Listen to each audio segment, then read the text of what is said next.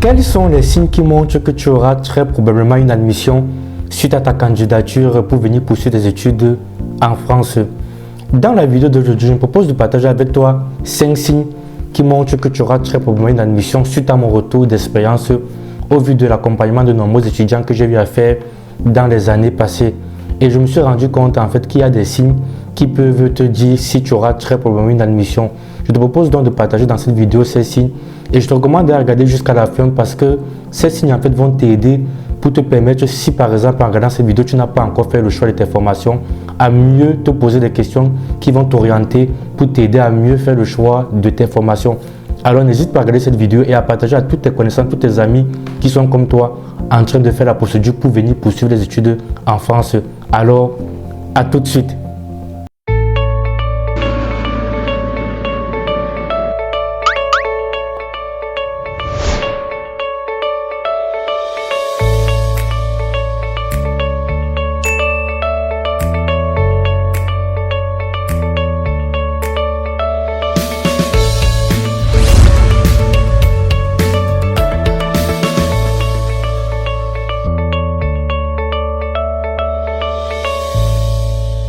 Bonjour et bienvenue sur notre chaîne YouTube Procédure Online.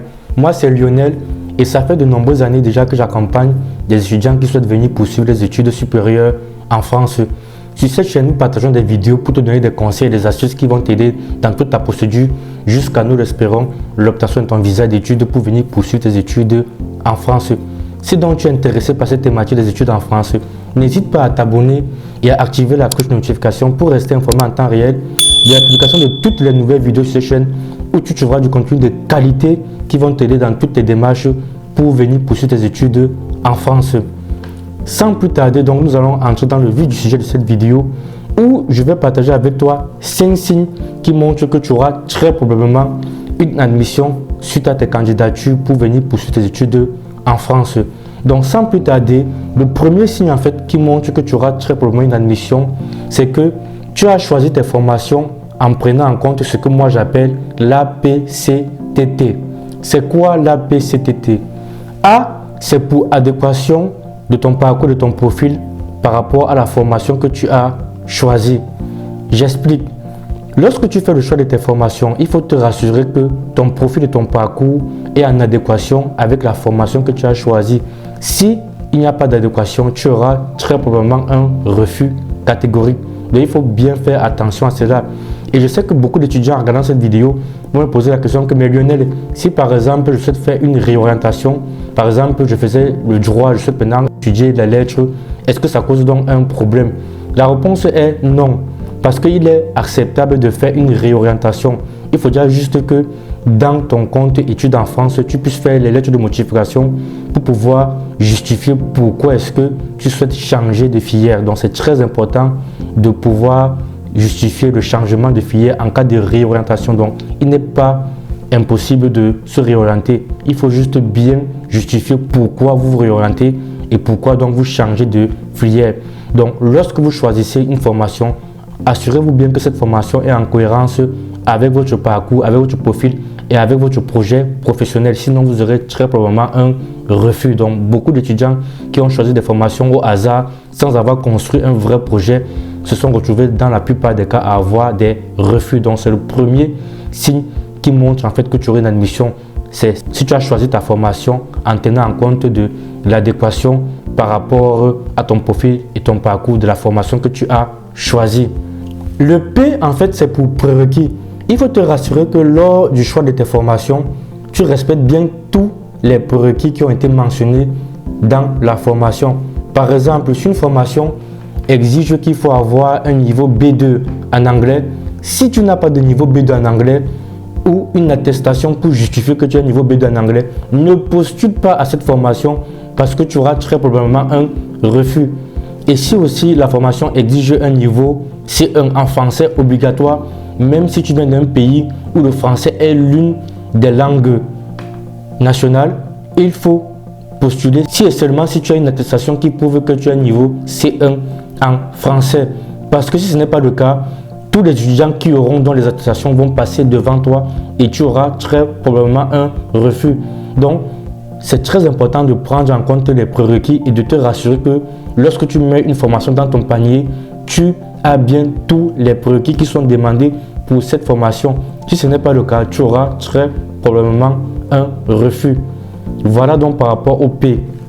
Maintenant, le C, c'est pour la capacité d'accueil. La capacité d'accueil, c'est le nombre d'étudiants que la formation que tu as choisie accepte dans la formation. Par exemple, certaines formations en master acceptent 20 étudiants, certaines acceptent 30, d'autres acceptent 15 étudiants, voire même 10. Donc, il faut te rassurer donc que tu as pris en compte ce paramètre avant de choisir ta formation. Ce paramètre, comment tu peux faire pour l'avoir? Il y a deux moyens que tu peux utiliser dont nous avons connaissance à ce jour. Le premier, c'est d'aller sur la plateforme Mon Master. Sur cette plateforme, en fait, tu vas pouvoir voir la capacité d'accueil pour certaines formations qui vont t'indiquer quels sont le nombre d'étudiants total acceptés dans la formation. L'autre méthode que tu peux utiliser, c'est d'aller sur Internet et tout simplement faire une recherche en tapant capacité d'accueil de l'université dans telle formation. Et pour certaines universités, l'information sur la capacité d'accueil est accessible sur Internet.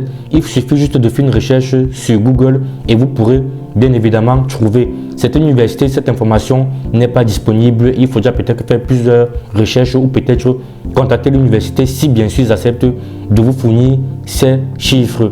Donc voilà par rapport à la capacité d'accueil qui est à prendre en compte lors du choix de tes formations. Maintenant, l'autre critère aussi à prendre en compte, c'est le taux d'accès. Toujours sur le site Mon Master, vous pouvez voir quel est le taux d'accès pour une formation. On va donc essayer de voir qu'est-ce que le taux d'accès.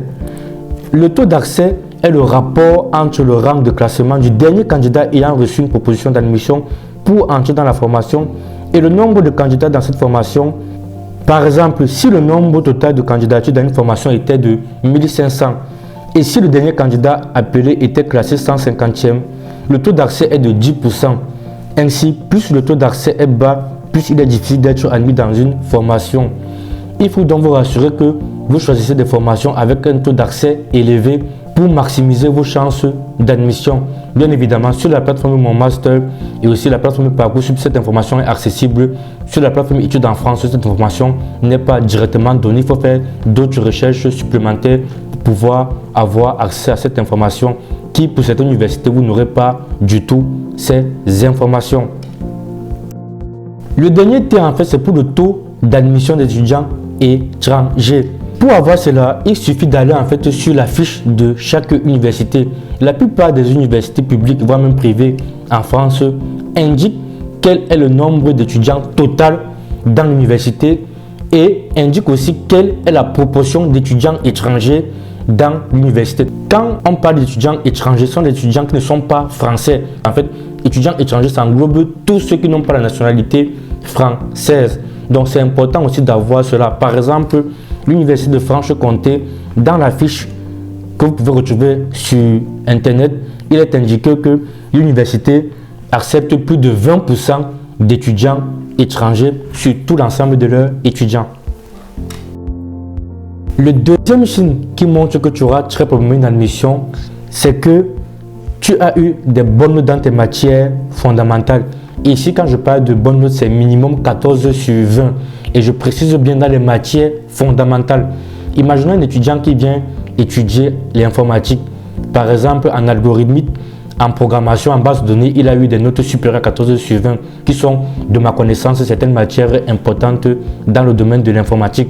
Cet étudiant, en fait, a de grandes chances d'avoir une admission par rapport à un étudiant concurrent qui, dans des matières de base de son domaine, n'a pas eu des résultats pareil en fait. Donc il est important d'avoir cela en tête. Donc si toi par exemple dans ton parcours universitaire tu as eu à avoir des très bonnes notes dans tes matières fondamentales, c'est un très bon signe.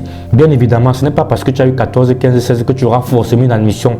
C'est juste un bon signe déjà pour te permettre d'avoir de l'avance sur d'autres candidats. Mais ce n'est pas ça qui fait le tout, parce que le tout c'est l'ensemble de ton dossier Campus France qui va décider de ton admission et pas juste tes notes. Mais avoir des bonnes notes, c'est déjà un très bon signe et un très bon avantage pour avoir une admission.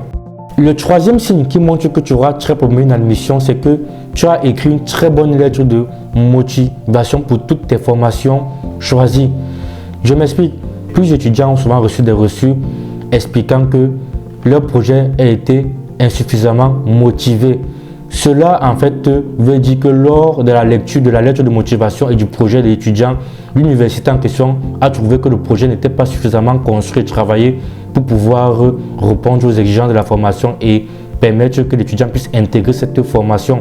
C'est pour ça que nous recommandons aux étudiants, lors de la rédaction de votre lettre de motivation, de bien faire attention. Et le but, ce n'est pas de faire un copier-coller de ce que vous voyez sur Internet ou bien d'utiliser des logiciels qui existent aujourd'hui.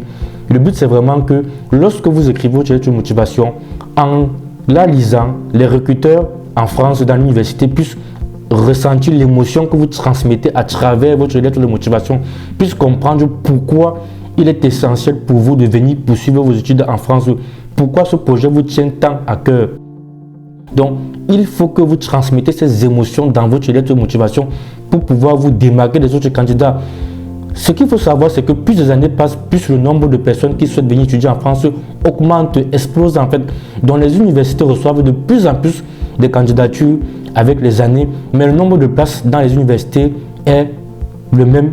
Le nombre de places dans l'université reste identique, voire même diminue en fait. Donc, il est important d'avoir un dossier vraiment solide. Et quand je dis dossier solide, ce n'est pas forcément d'avoir 20 de moyenne, 14, 15, non. C'est de construire un bon projet.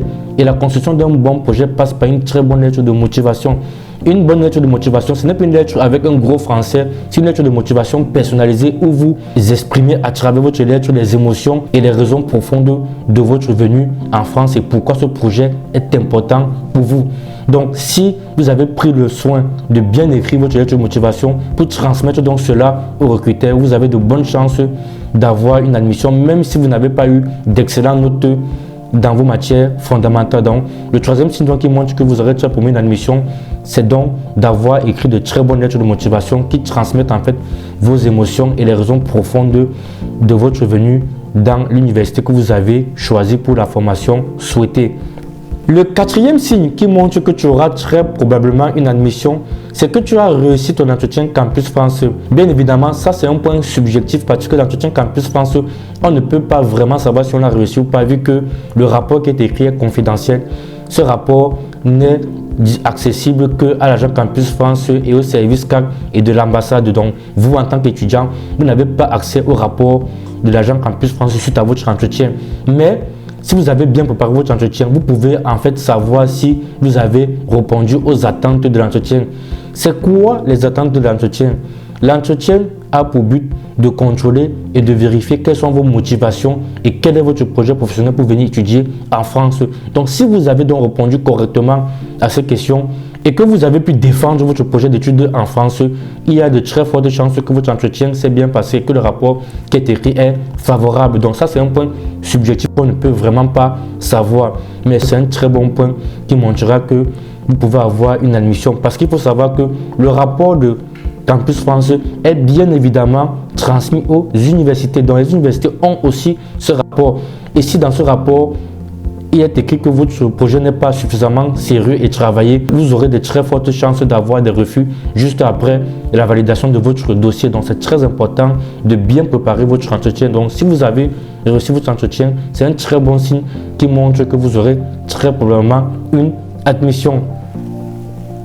Et enfin, le cinquième signe et le dernier signe qui montre que vous aurez très probablement une admission, c'est que tu as eu un avis SCAC favorable. C'est quoi le service CAC? Dans plusieurs vidéos, nous avons déjà parlé de ça. Le service CAC, c'est le service de coopération d'action culturelle de l'ambassade de France. C'est donc le service qui est en charge d'étudier en profondeur votre projet d'études en France. Ce service se base sur quoi? Il se base sur votre dossier que vous avez rempli sur la plateforme études en France et sur votre entretien. Donc, tous ces éléments-là seront pris en compte pour pouvoir étudier la cohérence de votre parcours, de votre profil et la cohérence de votre projet d'études en France. Suite à cela, le service CAC va émettre un avis favorable ou défavorable à votre projet global d'études en France. Si cet avis est favorable, vous avez de très bonnes chances d'avoir une admission et par la suite d'avoir votre visa pour venir étudier en France. Voilà donc, selon moi bien évidemment, les 5 signes qui montrent que vous aurez très probablement une admission. Arrivé à la fin de cette vidéo, nous allons donc résumer les 5 signes qui montrent que tu auras très probablement une admission. Le premier signe, c'est que tu as choisi tes formations en prenant en compte l'APCTT. Donc A pour adéquation de la formation choisie avec ton parcours et ton profil. P pour prérequis. Donc en faisant ton choix, tu as respecté les prérequis. C pour capacité d'accueil. En faisant ton choix, tu t'es rassuré de la capacité d'accueil de la formation qui t'intéressait. T pour taux d'accès, qui est en fait le rang du dernier appelé par rapport au nombre de candidatures totales reçues. Et le dernier T pour taux d'admission des étudiants étrangers. 2. Tu as eu des bonnes notes dans tes matières fondamentales, donc minimum 14 sur 20. 3. Tu as écrit des très bonnes lettres de motivation. 4. Tu as reçu ton entretien Campus France. Et enfin, 5. Tu as eu un avis SCAC favorable. Voilà donc selon moi bien évidemment les 5 signes qui montrent que tu auras très probablement une admission suite à ta candidature Campus France.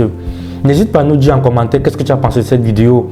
Nous savons que les procédures pour venir étudier en France sont de plus en plus compliquées, mais il faut rester motivé. Le visa, nous sommes convaincus que vous allez l'avoir. Alors, rendez-vous en France. À bientôt.